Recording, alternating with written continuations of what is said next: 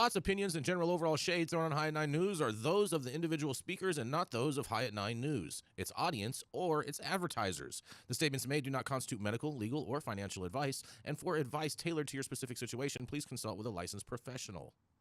Welcome to the High at 9 News Hour, where you will hear from cannabis industry experts and professionals from around the country talk about important topics while shining light on global issues and discussing cannabis as it relates to politics, regulation and reform, data and technology, science, research and medicine, family and parenting, art, celebrities and entertainment, fitness, sports, mental health and wellness, and plant-based medicines and entheogenics.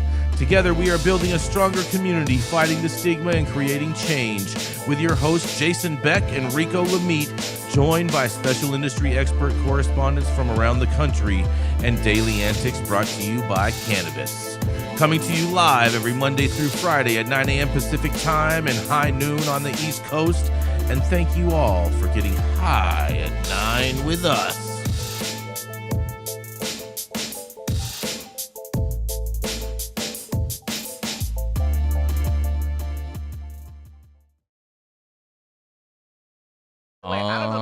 Yeah, hold on, Yarrow. Good morning, everybody. Yeah. That's right. It is Thursday, October 3rd, and today is National Techies Day. Yeah, and we just improved some and got some new little software, so yeah, we're getting real techie over here too. And Jenny Beth, get ready for this. It's National Boyfriend Day. I don't have one. Don't tell him that. And Yarrow. I was gonna say you're cheating on me. And Yarrow, go ahead, Yarrow. Happy New Year to those of that faith. Yes. El Shana Tova. Here is to a calmer, more gentler, more peaceful year to come. And thank you all for joining us and getting high at 9 with us.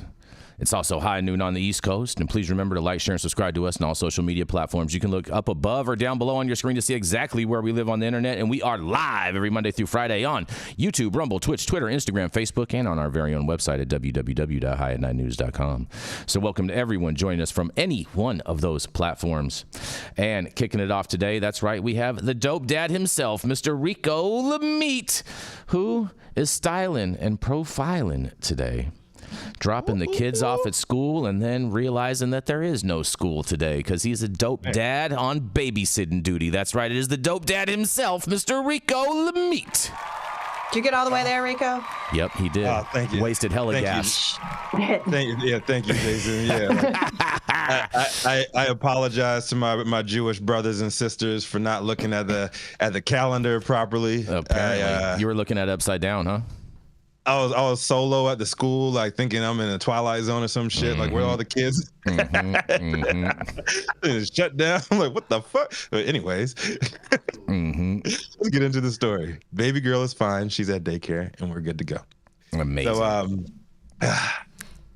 let's talk politics. Great. Yeah, here we go, baby. I'm so ready for this. Got just over a month left until Election Day, thank God. And all eyes are on Florida as the Sunshine State aims to legalize adult use cannabis and expand access to millions of Floridians in need in its Amendment 3 ballot initiative.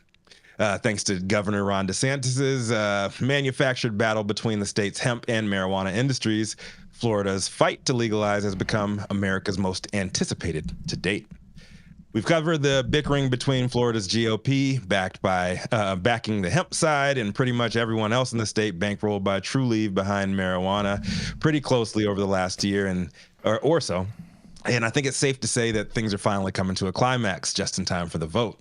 Because yesterday, Trulieve Cannabis Corp filed a defamation lawsuit against the Florida Republican Party, accusing it of misleading voters with a TV ad targeting Amendment 3.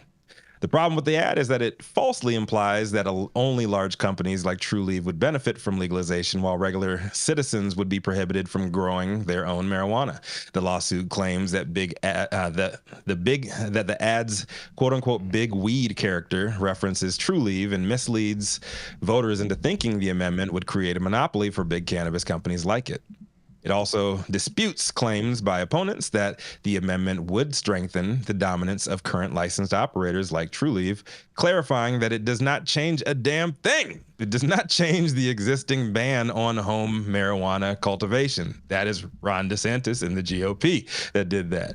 But wait, there's more. Also, that Florida GOP figures, and specifically named Governor Ron DeSantis, they have echoed the misleading claims ad nauseum, suggesting that Trulieve is trying to create a monopoly, which they claim is not what's going on. They're simply working within the rules that were given to them, and they can continue to monopolize in the medical side because they got 150 in the state now. Anyways, obviously caught off guard by what they assumed to be a bunch of dumb stoner activists they could just intimidate into submission, the Florida GOP immediately went into damage control mode, dismissing the lawsuit as an overreaction and claiming that it's an attempt to silence the critics and get censored. Trulieve, on his part, said that they aim to correct the narrative and hold the GOP accountable for deceiving voters.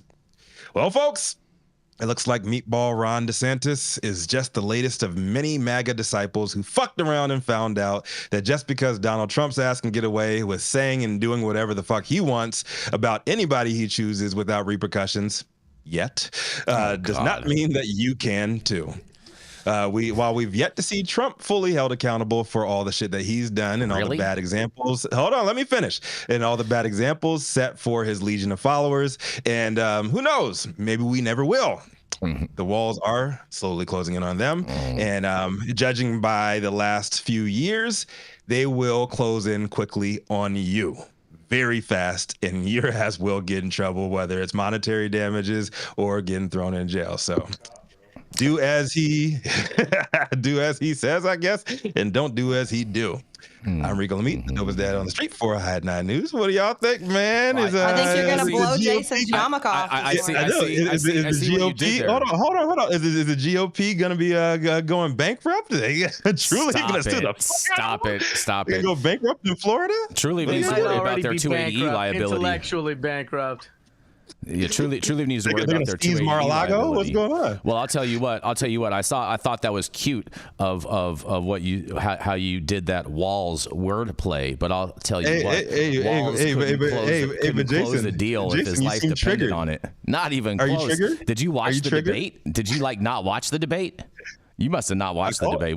You must have been watching something different. Did we not talk about it? UFC. Did we not talk about that? I can't believe that you said that Walls is a closer, bro. I just can't believe it. I'm in shock right now. Who did I say that? I didn't. Yeah, that was not a pun. It was not a pun. Well, I said the walls are closing. I took it as a pun. I said the walls are closing in, Jason. If you didn't talk over me, you would have heard me correctly. I identified that as a pun. Well, you identify as a pun. Okay, they them. Why don't you go ahead? I identified that. Why don't you go ahead and talk about Trulieve? Are they going to bankrupt the Florida GOP? Not zero chance that Trulieve is going to bankrupt the Florida GOP. Not on their best day could they hope to do that. The Florida GOP would fundraise the Trulieve to 9 times out of 10, bro. Just stop the ridiculousness. Dale, what do you think about this one? That it's $100 million spent on this political campaign, and I think Trulieve has. This is straight up defamation. They're calling him out, and I think Trulieve is going to lose this one. I don't think they're going to win this. Yeah, well, I would make a large bet on that, because when you say things that are provably untrue and it causes damage to people, that's a basis for defamation. And right now, everybody's lying through their teeth. And they really haven't had a lot of people have their feet held to the fire for the bullshit that comes out of their mouth. And, like I said before, this is promising Coca-Cola in the drinking fountain. It's all bullshit, but when it's not true, there are the potential for downside damages for that. I'll put it to you like this. If the GOP was found liable, I would countersue Trulieve for their misappropriated ads in regards to scaring the general public with fentanyl-laced marijuana, and that'd be the countersue, and they would just counter each other out, and that would be that. But that has nothing to do with this issue, Jason. It does have everything to do with the issue. You're going to lose that case, Jason. I would not lose that case. Because you know what? There are prosecutors. There are prosecutors. There are people that will stand up and sit down as expert fucking witnesses and say that there was fentanyl in the weed. No, because you know what? At some point in time, they're not going to get that. Yeah, they will. No, they're not. Yeah, they will. They're not going to be able to prove it. They're not going to be able to prove that. That's something. I almost said a non-PC word because I'm so frustrated with the ignorance so early in the morning. Like, there's no ignorance Jason, there. I understand. Like, we are both Republicans, okay, but you cannot just blindly follow the party because then you start to sound like an idiot. I'm not blindly following anybody. You have to say, well, I mean, like, listen, the basis of the rules of court of law are that if someone says something about you, it costs you a monetary provable damage, right? Then you have a basis for a lawsuit. You know what I love? I love watching the two of you argue early in the morning. It's like going over to that aunt and uncle's house that are like not getting along and having that weird, awkward argument at the dinner table where they're the two most uncomfortable because they're bickering and everybody else is like passing. I'm not uncomfortable at all. This is rich. I would have tuned in. I'm extremely comfortable watching this. Well, if he'd have just mowed the grass, taken the trash out, and put the toilet seat down, we wouldn't be here this morning, Yarrow. First of all, no one should ever put the toilet seat down. Guys, I'm the only attorney on this. I'm the only attorney on this program. Go for it, Dale. Go for it, Dale. Okay. And so what I can tell you is, Jason, you should look up the meaning of a SLAP suit. I will. Strategic lawsuit against public participation, because what Trump likes to do is just sue the shit out of everybody. And then he's in charge. He can withdraw the case. But when you get sued, you don't have that opportunity to just withdraw. So threatening to file lawsuits, you're not an attorney, so you don't understand. You can lose your bar license for doing this kind of stupid shit. There's no foundation for it. But Dale, there's tons of frivolous lawsuits filed every day, and there are lawyers that lose their licenses. Hey, Sidney Powell, Rudy Giuliani. Okay, I don't know where you're getting your statistics, Jason. I didn't. When I go into court and I represent somebody, and the court points out that it's a frivolous goddamn lawsuit, and I better find some evidence or pack up my dolls and get the fuck out of here. Okay, the next call is to the state bar. Why in the hell are you filing these stupid ass suits?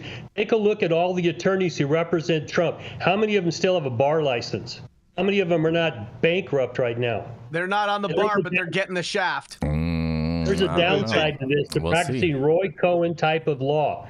Sue the shit out of everybody. And what Roy cautioned Trump about is never get charged criminally, because you can't control it.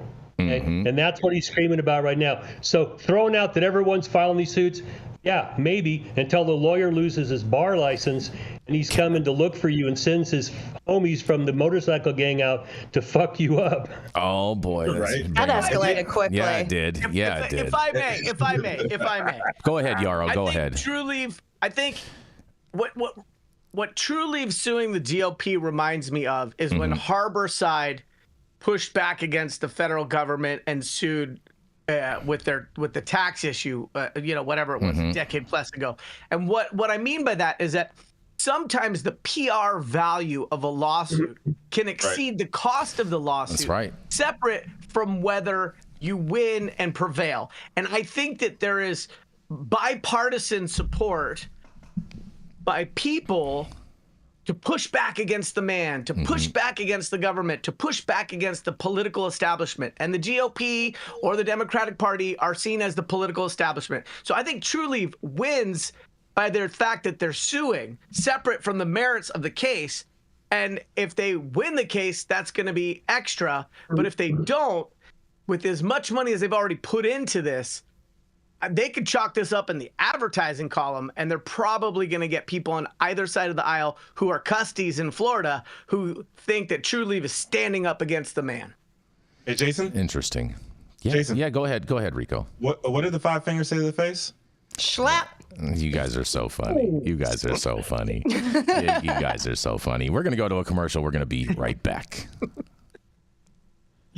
I'm Cole Preston, and today I'm at Blue Island Beer Company for the premiere of my mini documentary on legalization policy in Illinois.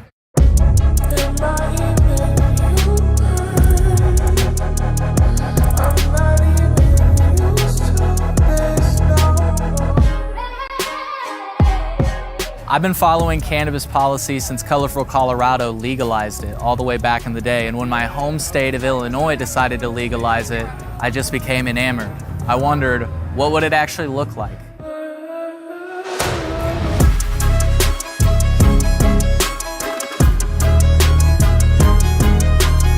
If you'd like to see how Illinois fell short in achieving meaningful reform in their cannabis policy, you can watch my mini-doc now at colememo.com/mini-doc.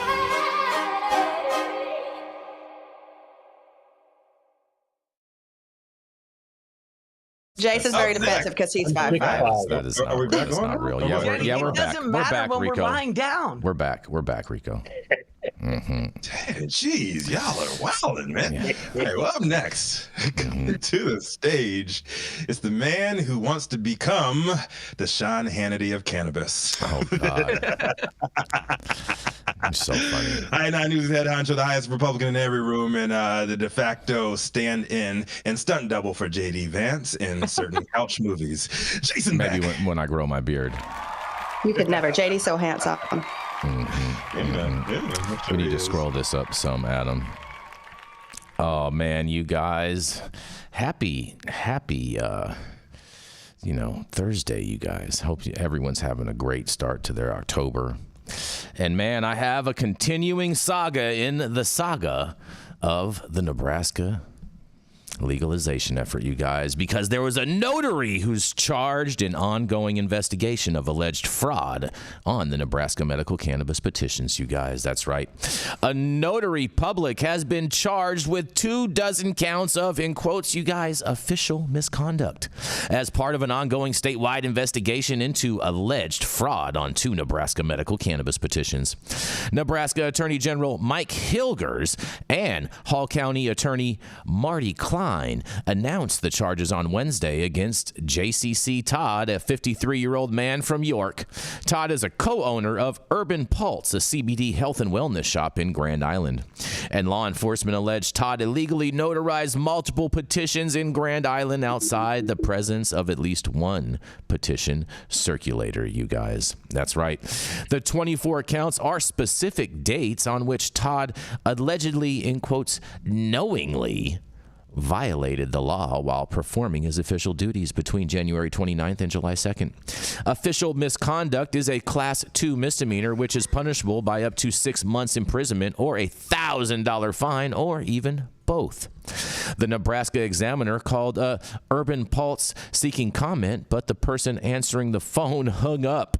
Well, I'll tell you, that's not how you do that very well. You just say you have no comment, but nonetheless. Todd did not appear to have an attorney based on initial court filings, and in a quote, election integrity is the bedrock of our democratic republic, and the public expects that those seeking to put an issue on the ballot follow the law, Hilgers said in a statement. Hilgers also said, in quotes, this is particularly true for notaries in the election process, you guys. Notaries are officers of the public and held to a higher standard of trust and honesty, Hilgers continued and went on and on and on with.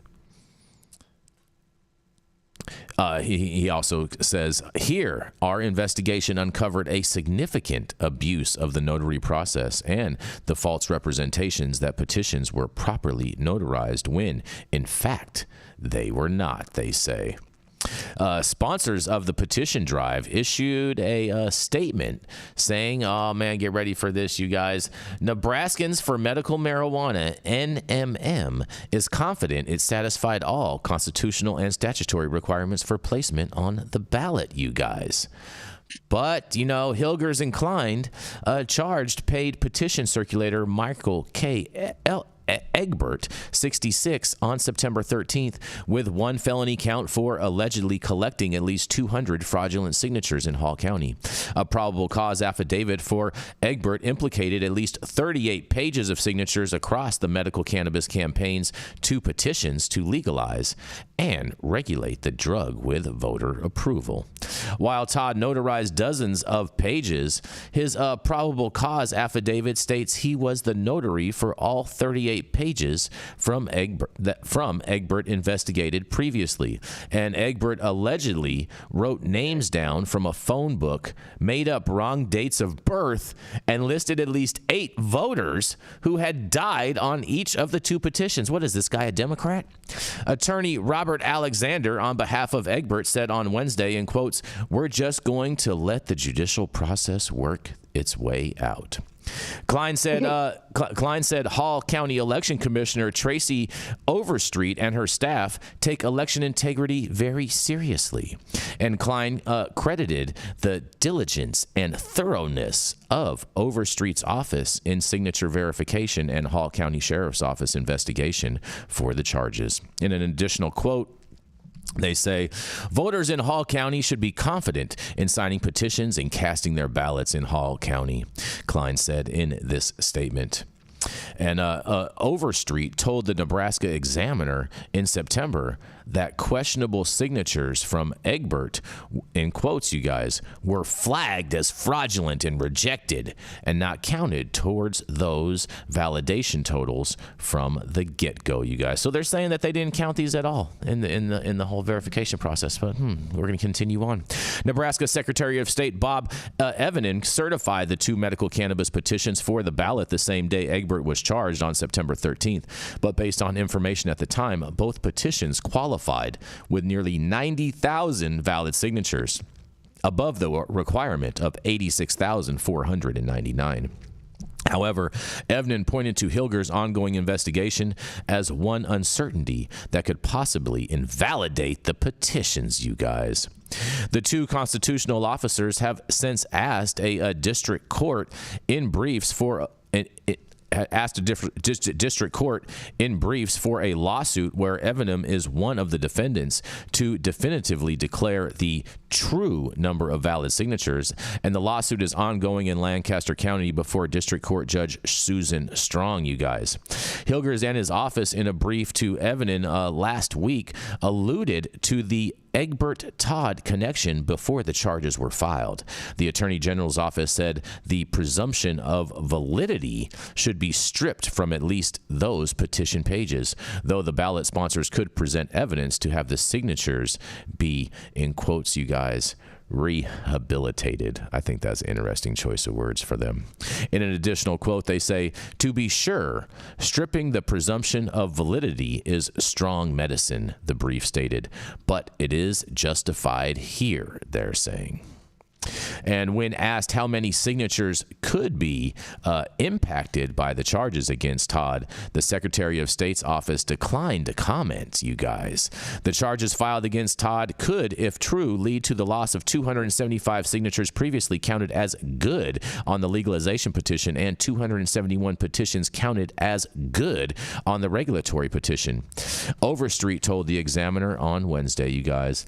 He also told the Examiner in a quote, he says, I think it's really disheartening that someone, first of all, would fraudulently record signatures, and I think it's even more disheartening to see signatures that are good signatures from people who were passionate about the process potentially not being counted because people didn't follow the rules, you guys. Man, oh man, oh man, this story goes on and on and on, and you guys can check it out on our website. It'll be up on our website just shortly after the show, and I can't wait to hear what you guys have to say about this. No. First of all, shame on that guy. But second of all, if they already well exceed the number of signatures they need, then who gives a fuck if, like, Debbie down the street's signature wasn't heard? Like, you accomplished a point, right? So unless this gets thrown out because there weren't enough signatures and the good signatures on that document would have been the offsetting amount, then I think this is more about the integrity of the voting process and the integrity of this one individual who had a professional duty that he failed. He definitely failed. This is a big fail. Well, we need to remember being charged is not the same as being guilty. Mm-hmm. Yeah, but silence is acceptance, and they wouldn't even comment. They hung the phone up. Well, maybe they were advised not to comment. Silence means they're listening to their attorney, who was the Wasserman, and said, shut the fuck up. STFU, that's saying right. No comments, fine, but hey. Mm-hmm. I mean, that's not my hang up. I would just say that quite clearly, he's not guilty yet. And to your point, if it doesn't move the needle in terms of the necessary signatures, sure, this guy should be held accountable. There's no question about that. But I don't think that is. I think it's still a little bit of a distraction from the idea that the will of the voters is supposed to be heard in this state, and they are really slow out of the gate on something that has been in other states for 30 plus years. So they're behind the times, and the sooner they can let their democratic process reflect the will of the populace, which will likely allow for medical and then adult use cannabis, the better for those people who live there. Mm-hmm. Well, Yarrow, Jenny Beth gets hung up pretty easily on things. I know. She still won't stop texting me at night. See what I'm saying? See what I'm saying? Mm-hmm. Pull your receipts, Yarrow. Hey man, I would just like to. You want me to show him that picture you sent me? Yeah, please do. This is not going to get us deplatformed. It was a midget on a lily pad because I thought it was Yarrow, so I was like, "Is this you?" Little person. Midget on a lily pad. We might have to change this this morning. We might have to change this. Tuesday, 10:15 p.m. We might have to change the name on this show to The Spice is Right. What? Spice is You're wrong. Such a liar. Mm-hmm. It's okay. I mean, like, Reaper.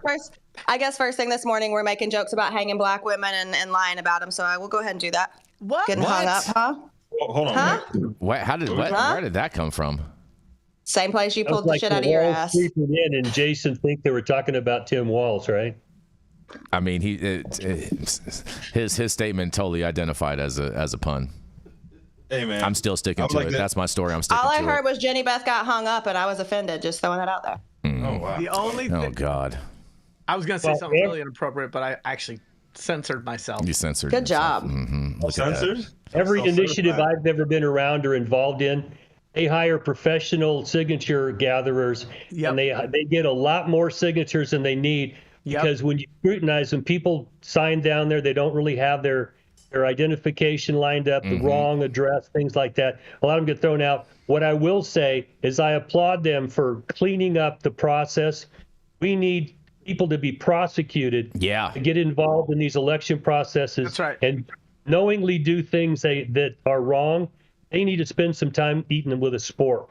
I'm with that, Dale. Or at least take their fingernails out one at a time. Election integrity is the bedrock of our democratic process here in America. So I'm totally with you. I'm not going to touch that one. That is I know big. you're not going to touch that, Rico. I know it's like MC Hammer.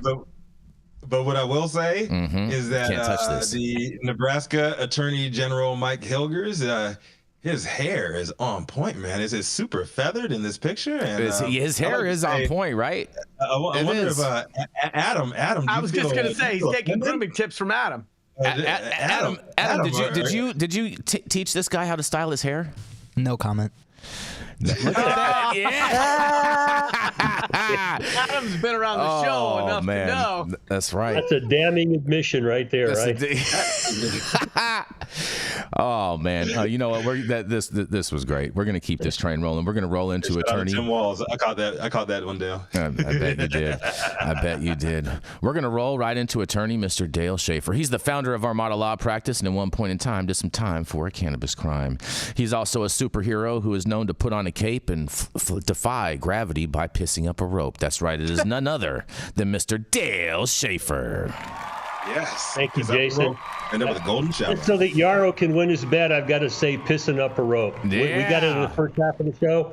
There we go, Yarrow. The over and the under is, he said it. All right. That sounds like Because we insider know that trading Yarrow to me. needs the fucking money, right? Yeah. Oh man. Okay, my story today comes out of Marijuana Moment.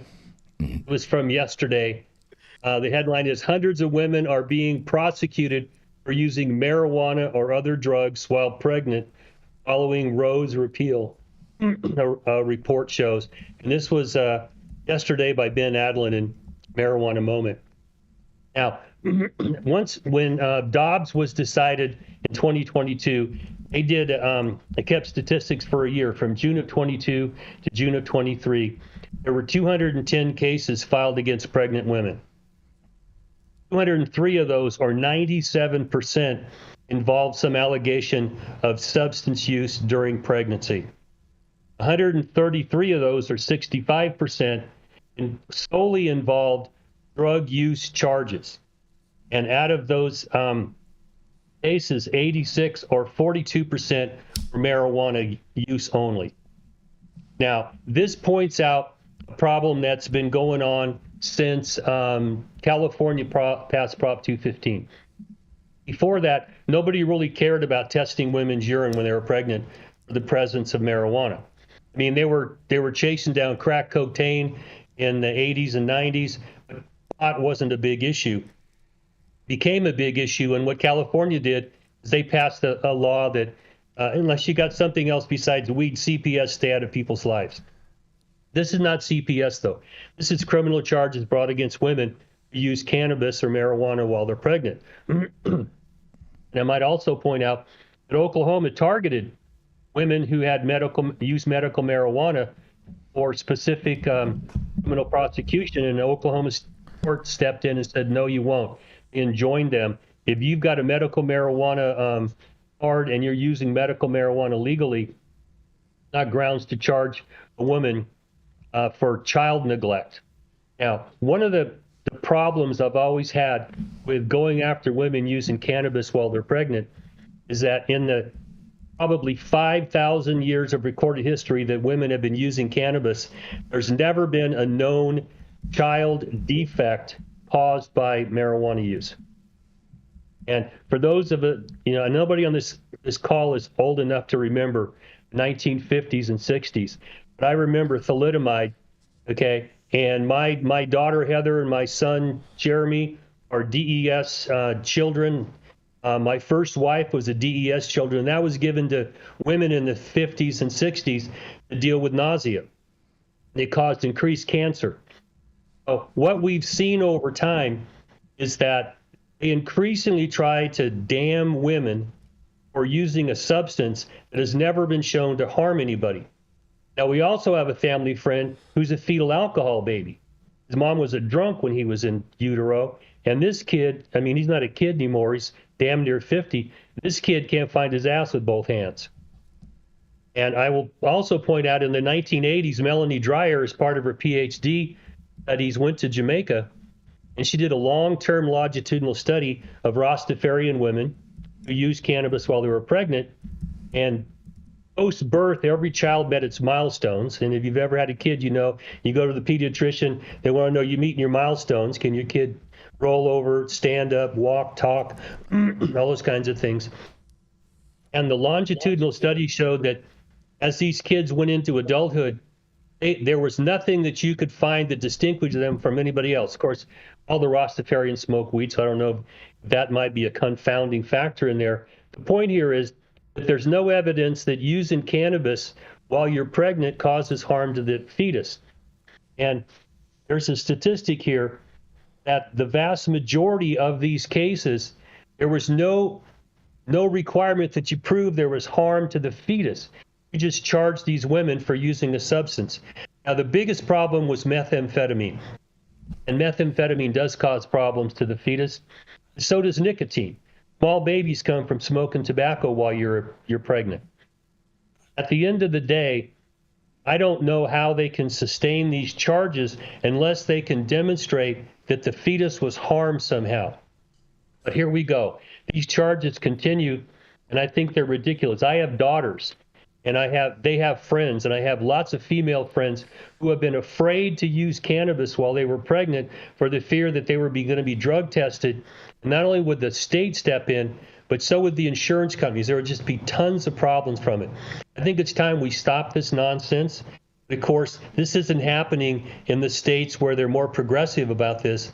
This is happening typically in the South, where they still have a stick up their ass about drugs. So I'm going to throw this back at you for you guys to talk about this, but I don't know why they would be prosecuting a woman for using cannabis. You can get a prescription for Marinol, which is synthetic, which is THC, and no one raises an eyebrow. But if you smoke a joint, now you're going to get charged with child neglect. Mm-hmm. Throw it back. What do y'all think about this? It's very true, Dale. Very, very, very true. Jenny, I want to hear what you have to say about this. Unmute. Well, I was already saying it. God damn it, I was on mute. My bad. It's not just attacking women and children, and families. It's attacking a specific sect, right? Because like I had my son in Colorado in 2012, right? And I had very great health care. I gave birth at a Kaiser hospital with Kaiser insurance. Guess what? Nobody tested me or my baby. Now, if I would have gone into that same hospital with Medicaid as a lower socioeconomic standing individual, guess who they would have tested? Me and my baby. Like, this is a harassment on the same people that we've always harassed with cannabis prohibition, Black, brown, and poor people. So I think that this is just really disgusting that we're tearing families apart for something that is not harmful to the baby. I did a lot of research. I quit dabbing when I was pregnant with Parker, obviously. But, you know, if I was nauseous, I would still take a little small bong rip. Like, why? because I had to do a lot of research. A lot of it came out of Israel. A lot of it came out of Canada. I had to look at countries that don't have such a prohibitionist attitude about cannabis to find the actual studies and find out what actually happens in utero. And, larger birth weight was something that me and my pelvis were willing to risk. Now, God, when you start talking about in utero, I get excited. I'm ready to piss up a rope. Okay. Down boy. Yeah, he's getting chubby here talking about this. Look, here's the thing, right? Here's the thing. This is an attack. If there's no data to support it, then this is just another attack on women's autonomy, right? And we're see that across a variety of subjects. And the question that I always think about when it comes to public policy is cost benefit, right? What's the cost of this enforcement? Not just in terms of the enforcement, but the impact on those families, civil or criminal litigation, the stress. I mean, it's stressful enough to be a new parent, much less to have to deal with the impacts of having tested positive for cannabis, which, by the way, doesn't mean that you were smoking it. You could be ingesting it, and there are ways of getting cannabinoids into one's body that are pretty low impact on the recipient, much less the zygote. You see how I went science there for you a second?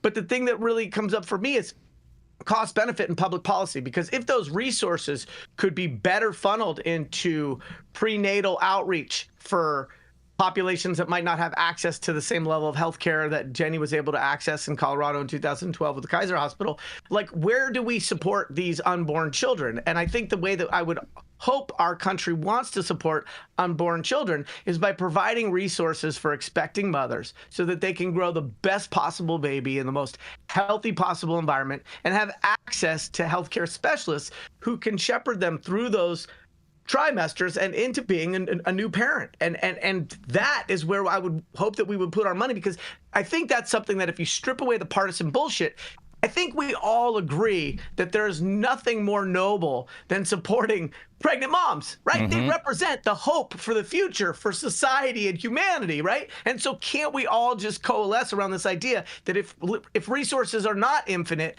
how do we support pregnant mothers and prosecuting them and the stress that creates on them and either their unborn or recently born children? I don't see how that's a net benefit.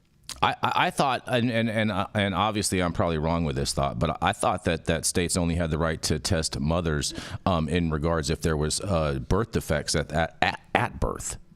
Nope. If you're on a state-sponsored health care plan, they can test you all they want, Jason. So Medicaid, Medicare, all of those things. Interesting. And what's the cost? What's the cost of that? And how many times are they testing people and there's nothing there and they're just spending money? And like, why? And shout out to Miss Anna Lewis, the CEO of Catalyst, who says being a parent is the hardest, most stressful, and amazing job ever. And she happens to be a mother of 4. So shout out to Anna Lewis out there doing that mom thing. Yay, Anna. Shout out Team Parker's moms. Shout out to all the moms out there. All the other marijuana mamas and all the dad scientists out here dropping our samples in the petri dishes of life. All right. Now we're going to a commercial and we're going to be right back.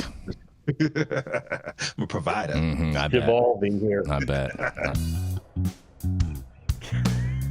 Oh man, that was weird. Hey, you America. Do I look like Sean Connery?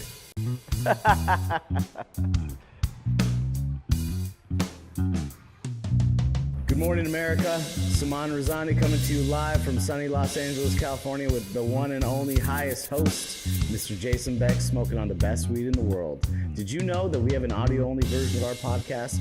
You can find it on Apple, Google, Amazon, iHeartRadio, and Spotify. No excuses in 2024. If you haven't checked us out, check it out now. And also, check out what the Prophet's doing in 2024. Oh my God. Oh man. All right. Stop whatever you're doing. Make sure that you hit that like button. Please. I know we'll appreciate it. You'll appreciate it, and you too will appreciate it.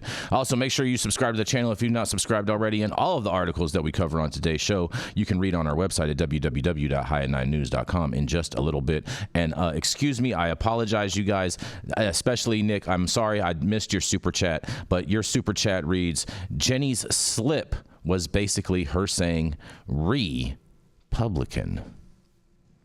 I was not about to say Republican, but Well, shout out, Nick. Thank you for your super chat, Nick. We do appreciate it.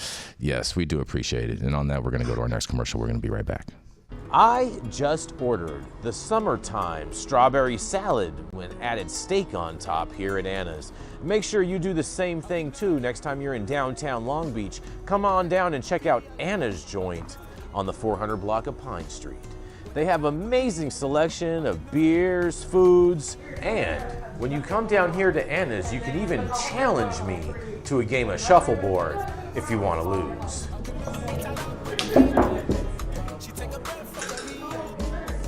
Did you get that? So, next time you're in downtown Long Beach on Pine Avenue, make sure you stop by Anna's Joint on the 400 block. Not only do they have Anna's Joint, this restaurant and bar, but they also have the amazing deli next door, and then next door to that they have a very exotic flower shop. You may want to stop by and say hi.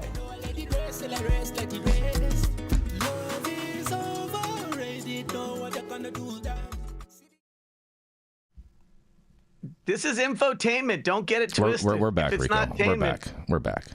I ain't tainted. This is We don't want to hear about your taint, Yarrow. Put Yarrow back on the love shelf, of God. please, Jenny. And we are back. Yarrow, get back up there. Hey, man, it's Yarrow's holiday, man. Y'all be nice. Y'all know who it is coming up next. She is never afraid to call out fellow Republicans on their Republican shit. And she is very melanated and very opinionated, and she would not like to be compared to Candace Owens at all. And but she is the juice behind Justice Serve 501c3, and she is also the mind behind Kind Cannabis Consulting. Here to break us off with a little mom action, Jenny Beth Dills. Oh, God. Well, I hope I make Candace Owens shaking her non-runway edition stilettos. So there's that. Yeah, she's under attack right now. She's under attack. What's going on? Better run, girl, run. All right. So this week, Spain's Ministry of Health unveiled a draft royal decree outlining new regulations for prescribing cannabis-based medications following years of negotiations and an increase in legal medical cannabis production. In June 2022, the Spanish Congress of Deputies Health Committee endorsed a report recommending the regulation of cannabis-derived medicines for therapeutic use. After a delay due to government change, Health Minister Monica Garcia announced a reboot of the medical cannabis framework earlier this year. The new framework aligns with previous recommendations, allowing specialist doctors to prescribe cannabis medicines in the form of master formulas for conditions like spasticity in multiple sclerosis, severe refractory epilepsy, chemotherapy-induced nausea and vomiting, and chronic pain. However, medical cannabis flower remains excluded from the legislation. In related news, I Am Cannabis Corp reported impressive preliminary sales results in Germany with its subsidiary from GmbH, achieving a 50% revenue increase in the third quarter of 2024. CEO Oren Schuster attributed this growth to the partial legalization of cannabis that took effect in April, highlighting their strengthened supply chain to meet rising demands. So this is exciting for a few reasons. There's a reason why I went to Colombia and then to Germany, not just because the conferences were scheduled that way, but because Colombia has export rights, Germany has import rights. And with Germany opening up, we're looking at growth in not just German companies, but this is a Spaniard company that's reporting large growth due to the new framework in Germany. So I'm excited to see how kind of the EU can work together. Obviously, maybe the U.S., we'll take a look at and take a page out of Europe's book and see that we can strengthen economies by allowing interstate and international commerce and import-export rights for cannabinoid-based medicines. So I'll throw it back to you guys and see what you think. Except for Yarrow, you're still on the shelf for a few more moments. Oh, man. You know what? I love the name of this company. Just kicking his little legs up there. I really love the name of this company, Jenny. I Am Cannabis. What a great name. What a great name. I think it's I Am Cannabis, so I don't think it's I Am, but... Oh, well, that's how it sounded to me. Well... Mm-hmm. All right, Yarrow, you can talk again. This is ridiculous. Well, hold on before we let you pull Yarrow's string again. We do want to thank the C word for a big old super chat who says, "Say it proudly, Dills. Republican apostrophe Nabis. Republicannabis, Jason. Mm-hmm. There we go. How do you make the thing that's not I Am Cannabis sound like I Am Cannabis and Republicannabis? That's not how I read it. All right. It's reading comprehension is the issue. Got it. We've isolated it. So good.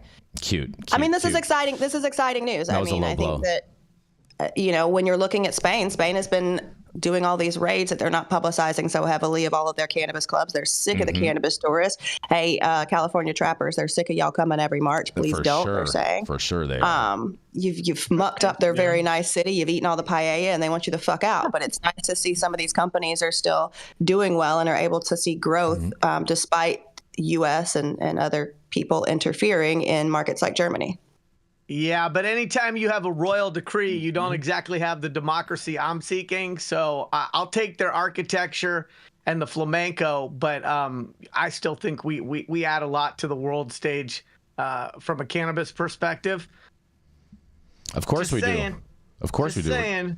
We do, but we're sending, I don't know how many times you've been to Spanibus, but a lot of people that aren't over there because they're hired to be there are over there trying to convince someone that they're something they're not because they just generally don't know better over there. I mean, in all fairness, that's a lot. All the conventions, even here in the U.S. Yeah, people are doing that.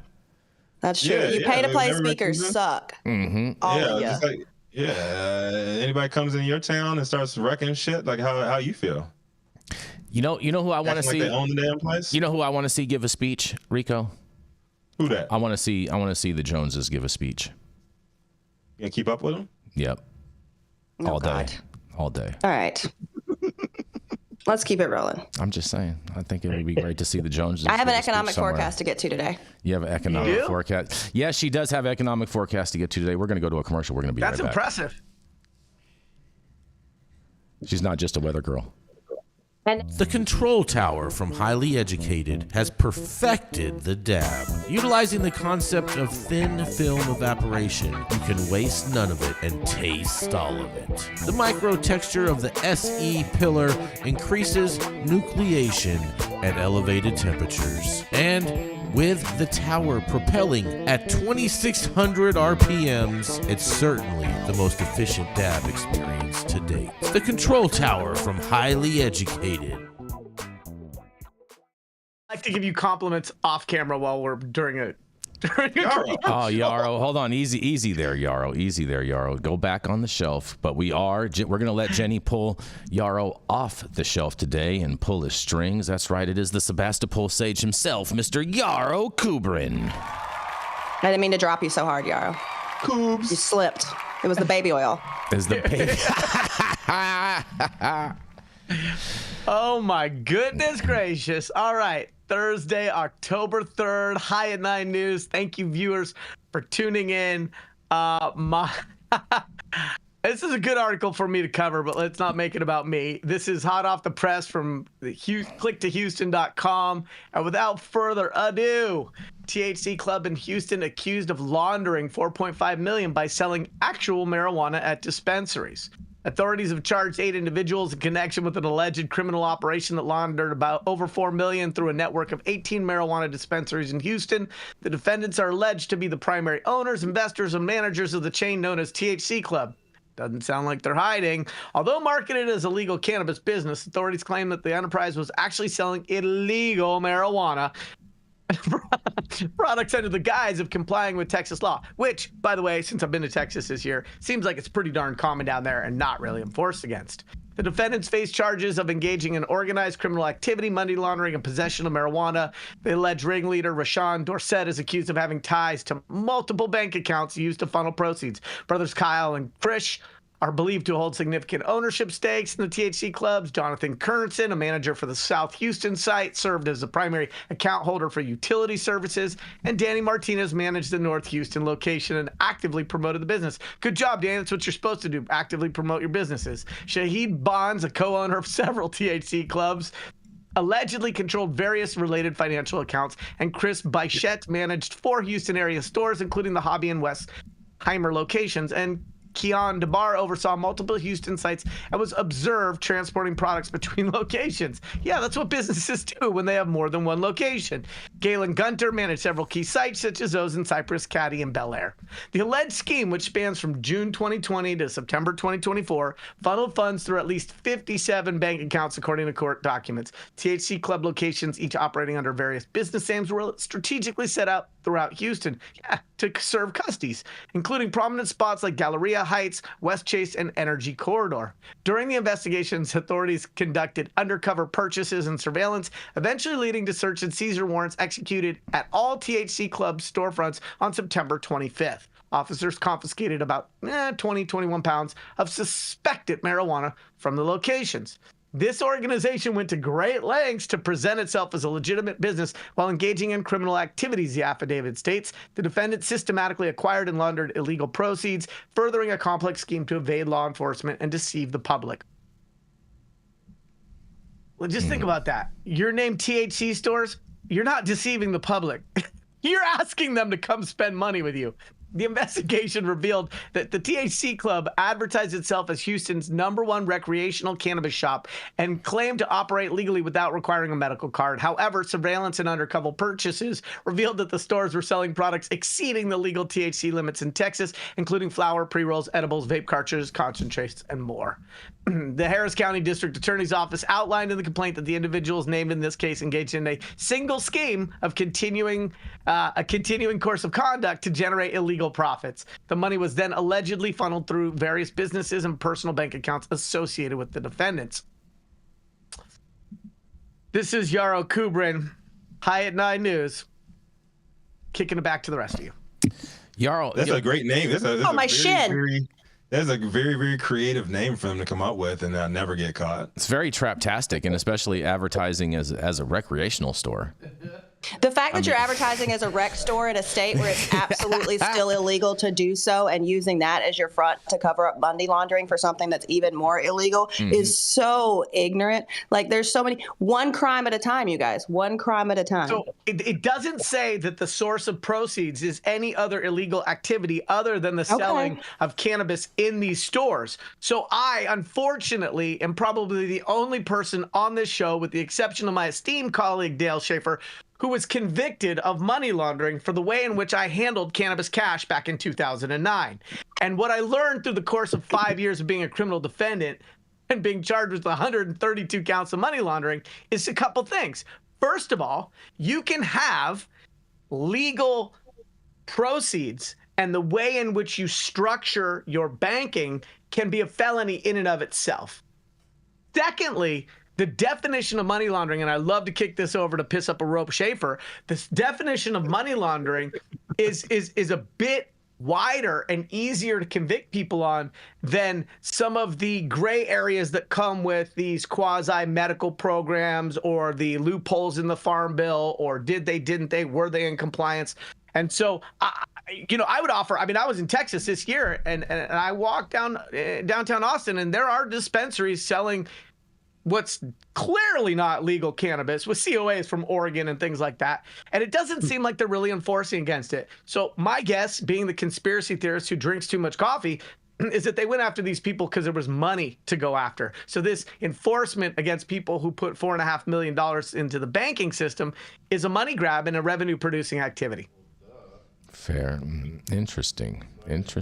Anytime you move money through a bank and you know or should know that there's illegal activity involved, you can be charged with money laundering. It's one of the concerns we've had here when these companies come forward and say, oh, we can take care of all your banking for you. And you just go, oh, but are you going to do the time for me if we get caught? And it's difficult to advise people how to do this. And I've set up layers of businesses and had different accounts set up, and just tell people, hey, this is the best we can do for you. If I'm not participating, they're not going to take me to jail, but I can't make any guarantees that somebody won't come after you. And as Yarrow, you well know, once they decide they're going to grab a hold of your ass, they don't let go. That's for sure. I think what we should really acknowledge here, I'm talking to Nick in the group chat. We're working on getting access for people like Leah's family in Texas, for people like Stone, for our good friend Soham. And these assholes cause a case that's going to cause this much kerfuffle. Guess what that's going to do to the Bible beaters who could have maybe been swayed a little bit, or maybe working on agreeing that, hey, access might be a good thing. You just set Texas back, jerk. Thanks. I really want to know if their whole legal defense is just going to be like all it was THCA. What do you think? I think the issue here is not whether they colored outside the lines, but the selective enforcement in Texas about known and clearly flagrant disregard where many people are coloring outside the lines, which I would argue is a byproduct of not having a healthy regulated system, if that's even possible, both from a medical and adult use perspective. Texans, they like to feel different. And, you know, they're making all them THC, hemp-derived THC drinks down there, and people want to smoke some weed. So I just think that at the end of the day, they're going after the paper on this. And these people didn't look like they were hiding. Now, whether they were breaking the law or not, which they probably were, they weren't hiding. You think they were selling weed? They were doing it out in front, just open, notorious, and hostile to the laws, but they weren't trying to hide it. And so it looks like they just rounded up everybody who was more than just a shift employee. They're going to charge them all. They're probably going to squeeze somebody to squeal and talk or implicate somebody, maybe even lying and doing that. My hope is that they treat themselves like 300, like the Spartans, and they hold the line, spear to spear, shield to shield, and they give up the money and hopefully don't have to face any additional criminal exposure. Oh, they're gonna definitely face criminal exposure, bro. I'm not a fan of crossing spears. How many stores did they have? Only in the Shire. How many stores did they have in Texas? I think it said like 18 or something like that. 18 stores in Texas. I'm surprised that the number is only 4.5 million with 18 stores. That seems a little low. Well, we have to remember this is only the money that they put into the banking system, or that was documentable, demonstratable, provable. Yeah.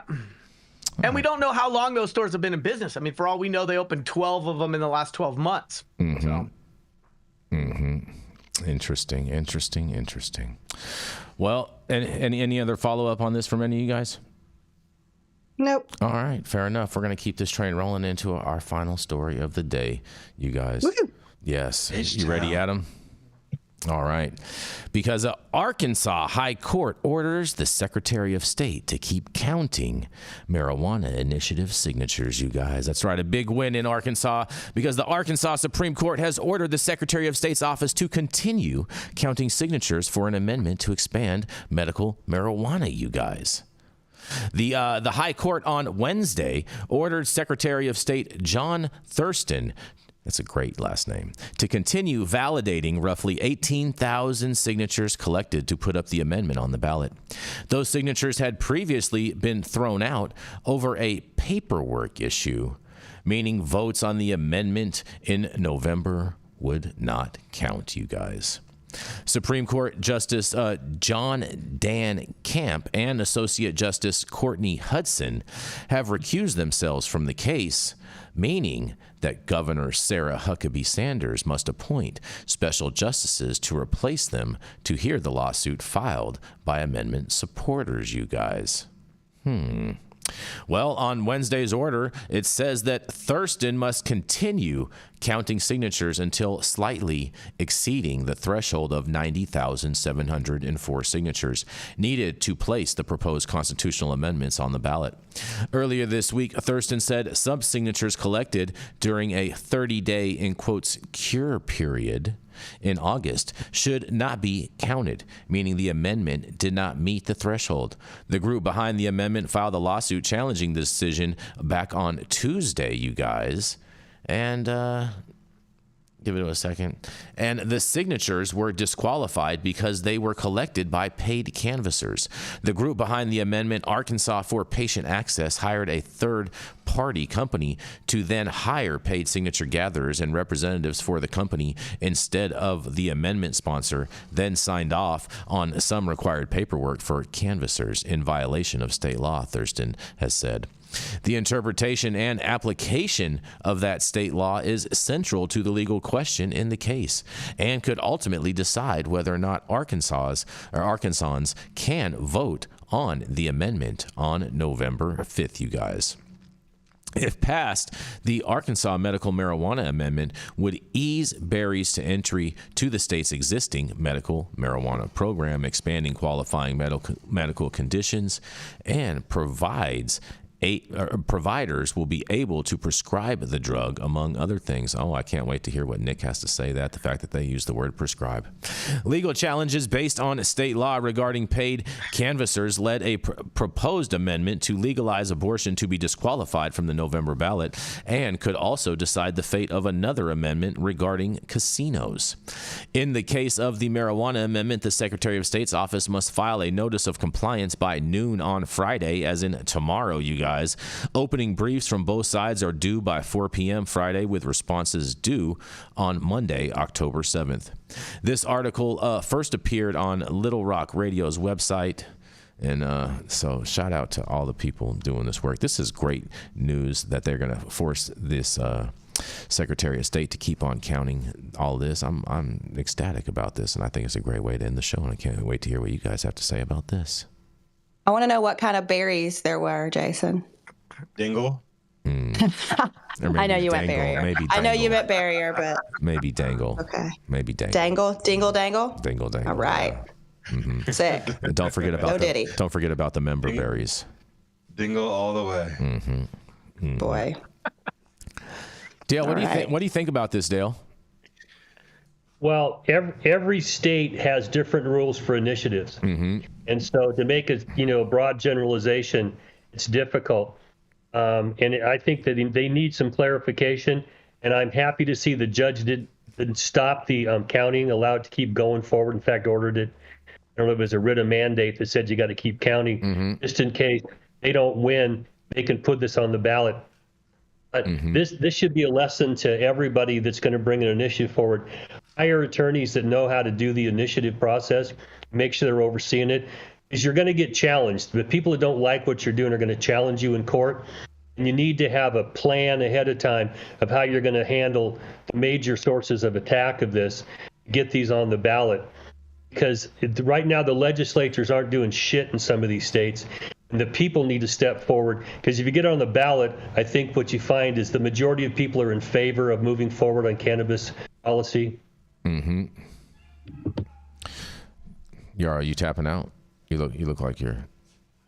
No, I'm did they put you soaking on it the all shelf? in and reading the chat. I mean, I like to think our show is as inappropriate as possible, but unless you're reading the chat, you don't get the full spectrum. You need the RSO of inappropriateness by reading the chat and watching the show. So I'm just soaking it all in. Okay. Yarrow's stuck on my Spain story in the chat with Nick.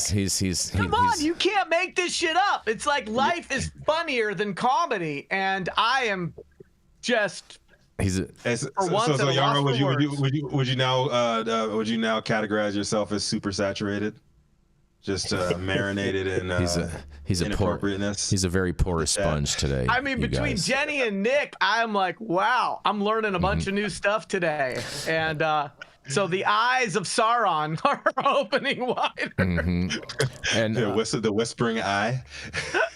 Fair enough. Which stop it. Before we get out of here, things get too out of hand, you guys.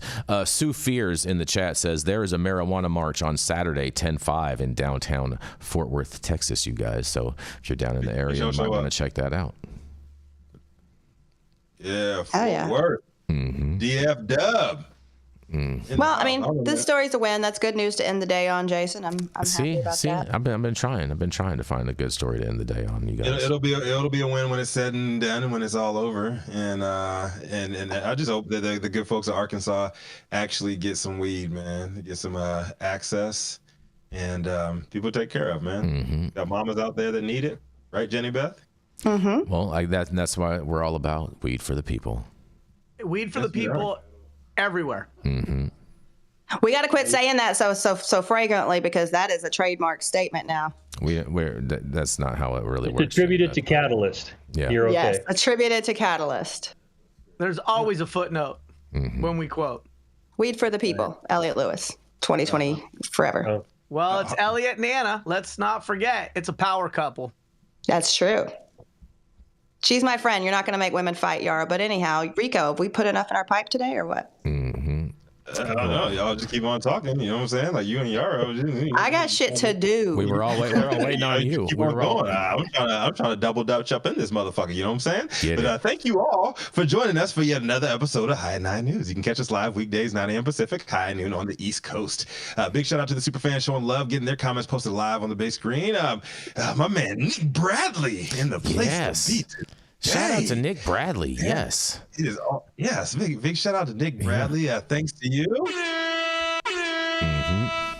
Jason gets to and the C word and the C word too. Had a super chat in there in the too. Building Yes. Also, let's give a little shout out. There we go. Both of y'all are. Thanks to both of y'all. Jason's buns will be stuffed with Wagyu beef today, and I'm excited. Wow. No Diddy. Well, pause with all that craziness. Audience and online supporters catching us across the all media platforms, tuning in each day. The headlines of chaos delivered by us that are the developing cannabis industry. Created by us. Better correspondent team tuning in from all over, giving us much needed variety of perspective and your respective opinions to the table. Our production team, Cloud Media Partners, all the sponsors keeping the lights on, and AV struggles to a minimum. My man Adam back there showing up on the motherfucking Jewish holiday. We got Adam. We got Adam and Anthony in the building today. Oh, Anthony in the place too. The Anthony, even if you're not Jewish, like big love to you too. We love everybody over here. He's Italian. Yeah, there's a lot of Italian Jews. You can be Italian and a Jew too at the same time, Jason. I didn't say that you couldn't. couldn't. It's called matzah marinara, and it's a large portion of the population. I think the key here, when you were talking about a religious holiday, and it's the universal concepts behind it, and we need peace on earth. We need a better year moving forward than this last one behind us. And hopefully that includes peace globally. I'm gonna give you the outro. How about that? Well, that's my outro. Y'all come back tomorrow. Hold on, Yarrow. Put him back on the shelf for a second, Jenny. Yeah. Yeah, I'm trying to do my heart thing. Yeah. It has been Thursday, October 3rd, a very chaotic day today. Hope it was enough for you to put in your long stem pipe Yarrow and smoke it.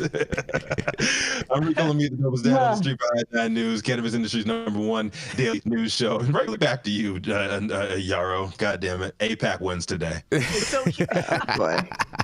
Yarrow, he clearly didn't read the chat, Yarrow. No. Better the APAC than a spray pack, but either way, here's the deal.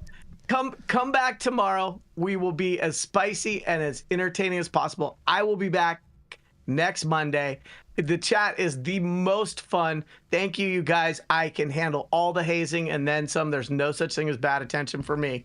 And it's really a pleasure to bring you today's 24 hours news cycle internationally related to cannabis and hemp. This is the only show that does it. So we'll see you soon again.